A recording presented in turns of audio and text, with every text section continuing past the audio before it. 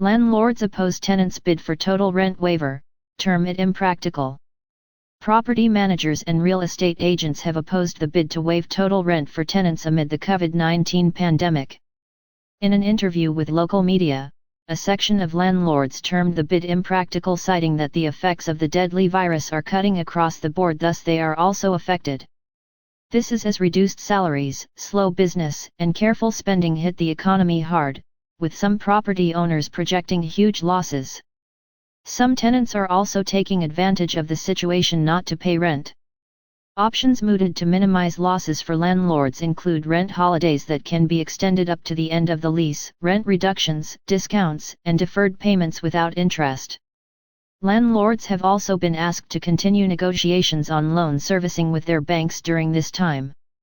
Knight Frank Managing Director Ben Woodhams, who acknowledged receiving a stream of letters from tenants asking for rent holidays, reliefs, and waivers, said some tenants were just taking advantage of the situation. It seems to me that tenants just make an assumption that it is jolly nice for landlords to collect rent and now want them to turn off that tap and help them out, but that is not the case at all, said Woodhams. He explained that if rents were not paid, landlords would be unable to pay for things like service charges or security for the buildings. He said the slashing of rental income taxes could be a viable option. The consensus is that landlords and tenants must share that pain, and to me that would be a full service charge and a 50% reduction in Indiana rent because the service charge is keeping the building going, said Woodhams. Yesterday, the Landlords and Tenant Association of Kenya, LATOK, launched a helpline meant to address complaints and harassment on evictions. Through a press conference, they unveiled a short code 20777 where netizens can send text messages such as landlords or tenants to seek aid amid COVID-19 pandemic in the country. LATOK directs all tenants not to pay rent until when President Uhuru Kenyatta orders businesses to resume normal operations.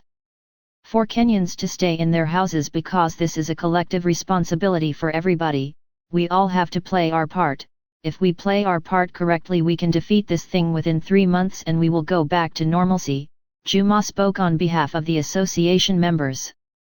Some real estate sectors, including industrial and warehousing, he noted, might emerge as winners from the pandemic. Cargo ships are going to be constrained as people make more orders to keep stocks, especially in the supply chain in case of any future disruption, said Pandit. The FIDHA Group boss observed that the hospitality sector, where thousands of jobs have been lost, is the most affected due to high operating costs at a time of zero occupancy. Though the retail sector is the hardest hit, anchor tenants such as supermarkets have been busier, according to Woodhams. In malls and other buildings, supermarkets and pharmacies are recording brisk businesses, having been identified by state as essential service providers. Gerhard Ziel, Divisional Executive Commercial Property Finance Nedbank South Africa, said the depreciation in African financial currencies would also hit landlords and property developers who were servicing their debt obligations hard.